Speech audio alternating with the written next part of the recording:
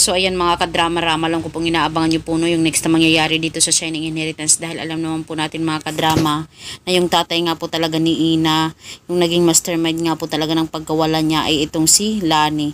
Talagang tinawagan nga po talaga itong si Lani ng kanyang mga tauhan na nawawala daw itong si Tony, kaya talagang doble talaga yung takot na naramdaman talaga ni Lani no, nang malaman niya na nakatakas nga po talaga itong si Tony. Kaya itong si Lani, hinahanap niya itong si Tony doon sa parang restaurant at yun ni Ina dati, diba? Dahil yun lang naman talaga yung alam ni Tony na pwede niyang makita itong si Ina, kaso ay hindi niya po talaga nakita itong si Ina doon. At alam naman po natin mga kadrama na may narinig ito ni Ina, itong si Lani, na may hinahanap daw siyang lalaki, pero yun ang hindi niya alam ay posible talagang nagkita na sila ng kanyang tatay.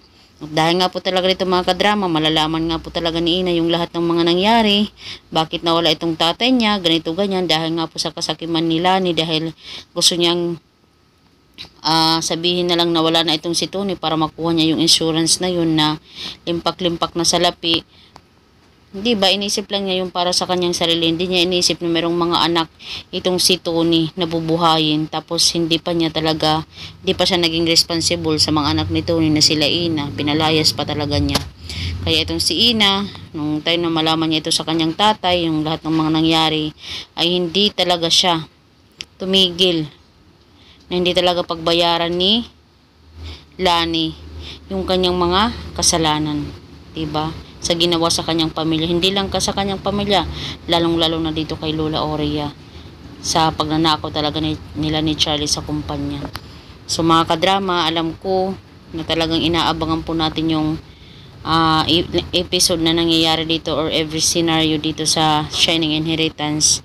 At ngayon ay hindi talaga papalagpasin talaga ni Ina, hindi talaga pagbayaran ni Lani yung lahat ng kanyang mga kasalanan. Talagang ipapakulong niya itong si Lani, hindi lang si Lani, pati din talaga si Charlie. Sabi pa nga ni Ina, iisa-isahin ko kayo, nagkamali kayo ng kinalaban, ikaw pala ang dahilan bakit nawala si tatay sa amin, diba? Sobrang napakasakit po talaga yan bilang isang anak na mawalan ng ama, or sa feeling mo patay na yung ng ama mo pero buhay pa pala. Ang laki talaga ng distroso na binigay talaga ni Lani sa kanyang pamilya. So yun ang mga drama, abangan lang po natin yung next na mangyayari dito sa Shining Inheritance. Abang-abang na lang po tayo. Maraming salamat again sa palagi niyong panonood. Huwag niyo pong kalimutan na i-like, i-share, at i-subscribe yung aking channel para sa susunod na videos ma-update ko po kayo. So yun lang po mga kadrama. Bye! Abangan!